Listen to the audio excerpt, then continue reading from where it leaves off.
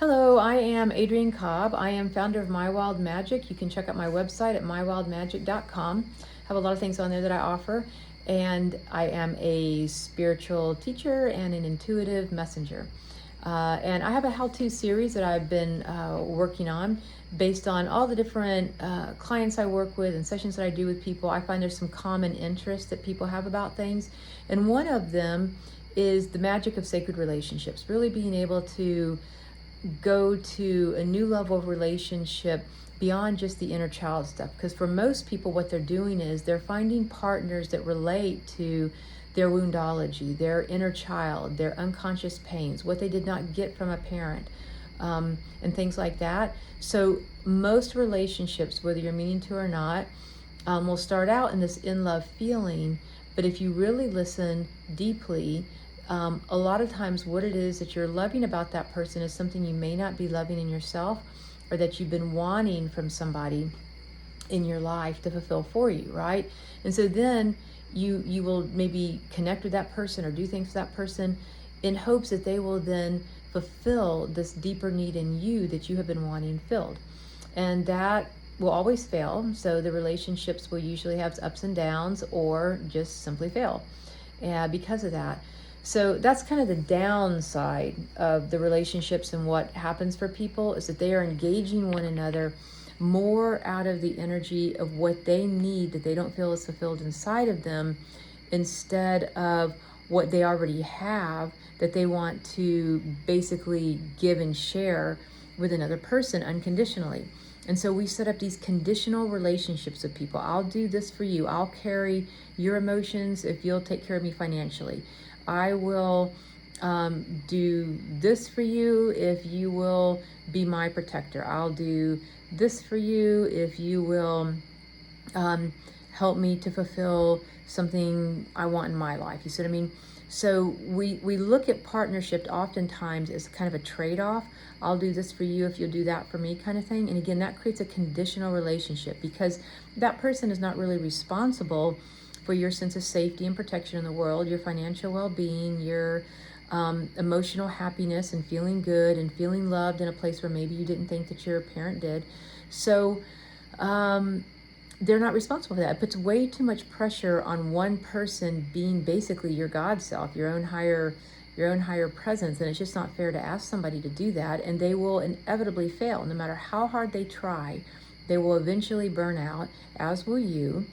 And then that starts to create a sense of resentment and unfairness and issues. So the way to to start a relationship, first and foremost, is to really take the time to connect to yourself.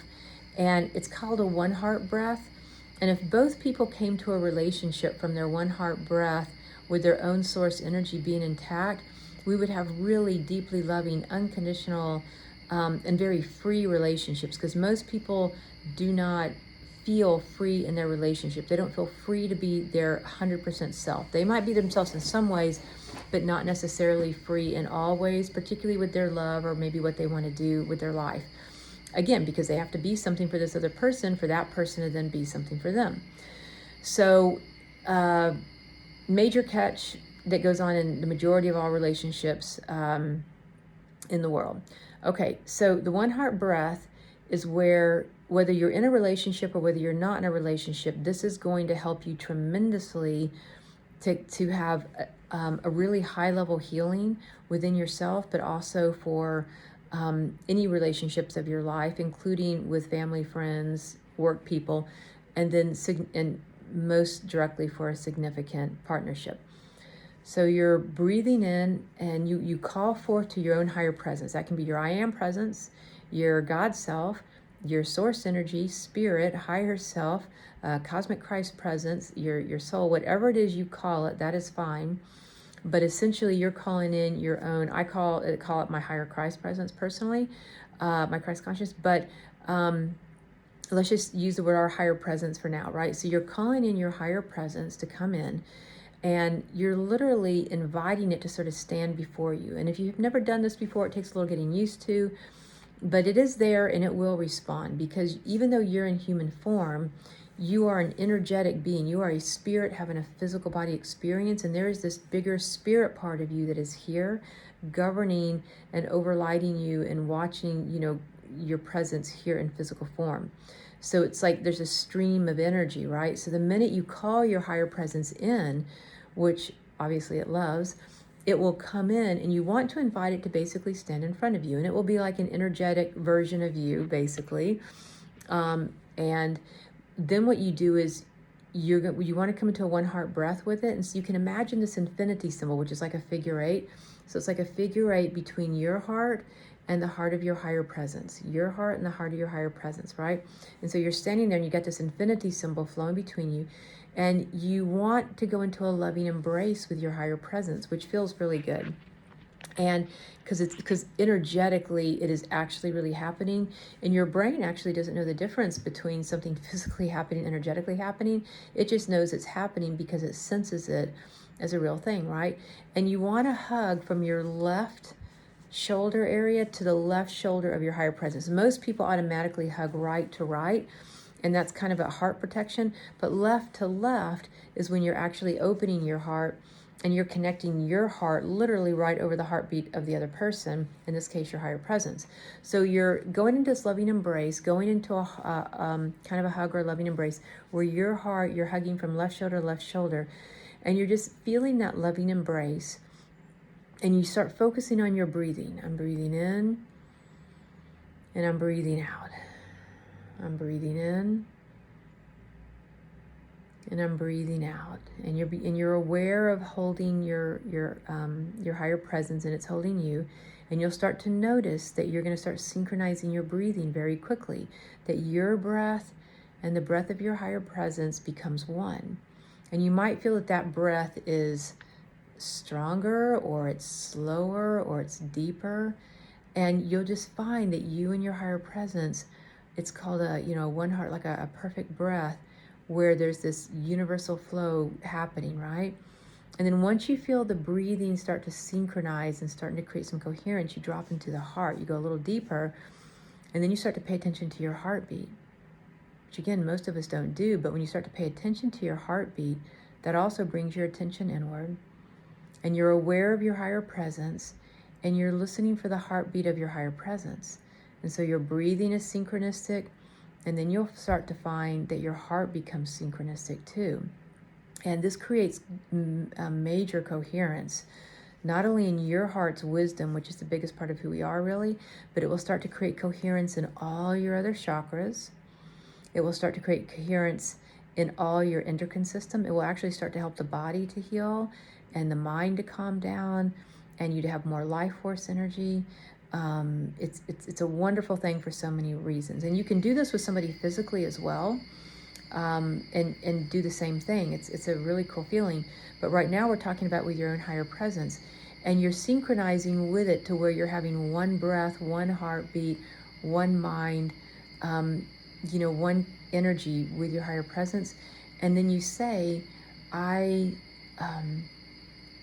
choose you above all else. I choose you. I choose my higher presence with infinite love, adoration, adoration and gratitude. I choose you above and beyond anything else in creation. And what it does is, as you start to feel your devotion to your own higher presence, you'll feel its devotion to you too, which it's always had. And for most inner children within us, we've always wanted somebody to choose us at that level, right? To know us, to love us, to see us, to accept us. And so when you're making your commitment, which I do this every day, I love my higher presence above and beyond all else in existence. And it just touches me to my core, and then I feel this rush of love and source energy come back through me.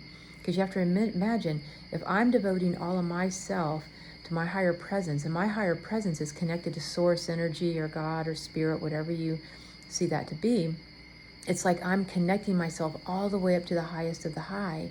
And when that energy comes rushing back down, because again, I'm in a one heart breath and a synchronicity, like that infinity symbol, it always brings the energy back to you, but it brings it back tenfold. And so now I have this amazing, loving, fulfilling relationship where I feel fulfilled in myself. I feel 100% connected. I actually don't need anybody else to fulfill me. Now, I may want to spend time with you. I may want to enjoy you, or you give something to me, or I give something to you. But that's different than putting pressure on you to be this thing inside, this connection that we're all longing for as human beings. This is the connection we're looking for. And when we're born, because we don't remember and we weren't taught by our parents, we project it onto our parents. And then our parents, they're doing the best they can. And they're only going to be able to be certain parts of that energy. And some parents aren't even there at all, for whatever reason. And so now you're just going to feel disappointed. And then you're going to go about your life trying to find somebody to be that thing that you're desperate to have, that you didn't have when you first came into this world, that you're just sure is going to be in the reflection of another person. And so then we go about finding these relationships. And sometimes we'll project it onto pets. Sometimes we'll project it onto our children. Sometimes we'll project it onto a house or a car or money or a relationship or a partner, or a friend. So we'll, or a job, we'll project it outside of ourselves thinking that that's the thing that's going to fulfill us.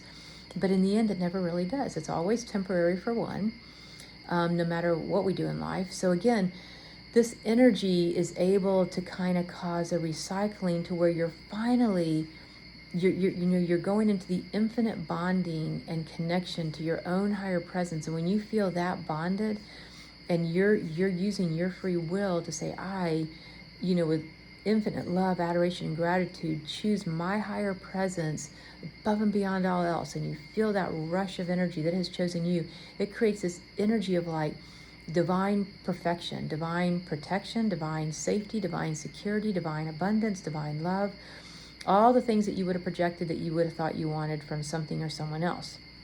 And so once you have that flowing and you start to feel more stable with it, it's at that point I would look at either upgrading the relationship you have or opening yourself up, knowing that from that vibrational resonance of wholeness, you're going to actually attract somebody else in that feels their wholeness.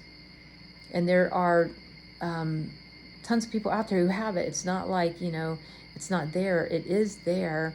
But if you're not in vibrational resonance, that you can't feel it. So instead of, I don't have this and I don't have that, and I really need this and I really need that, and I'm so sad, or I'm so lonely, or I'm so this, or I'm so heartbroken, or I'm so upset about things in the past, or whatever, then that's the kind of relationships you're going to attract in that just are a self-fulfilling prophecy to that. Even if they don't start out that way, they will end that way for sure. It'll be the way that you play it out. So from this place of wholeness, you start to really have that energy of the magic of a sacred relationship, because you are finally in connection with yourself, that then you start to not only create a partnership of that caliber that matches you, that actually meets you in your energy, not your inadequacies, your inadequacies, the things that you feel like you're lacking, but you're going to start attracting a relationship that meets you at your higher level. And then that's also inclusive, just so you know, to your higher life vision or places that you live or abundance or health. It'll affect every other part of your life, friendships, etc. So it's going to upgrade everything.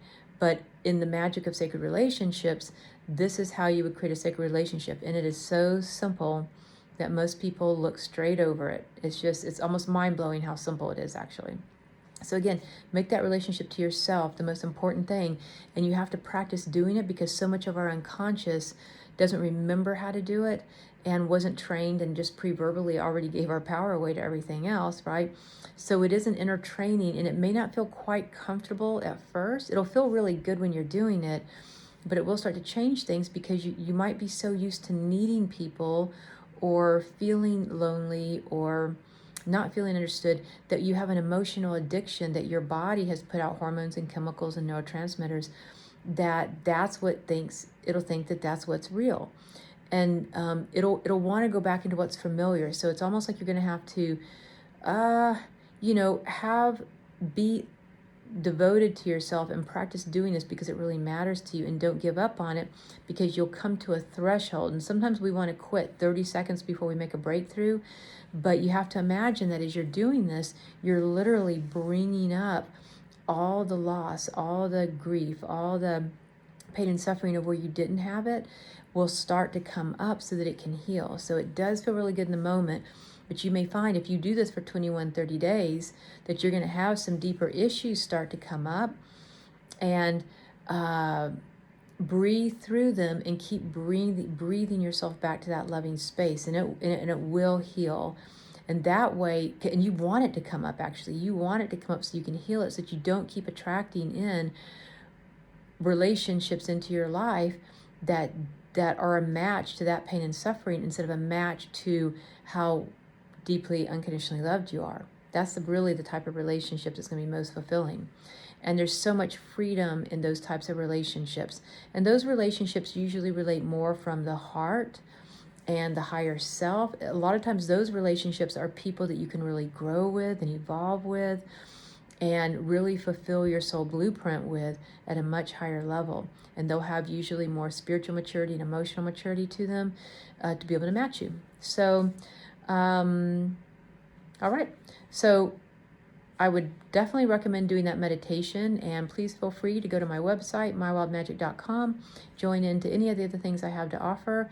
And all right, have a good day. Bye-bye.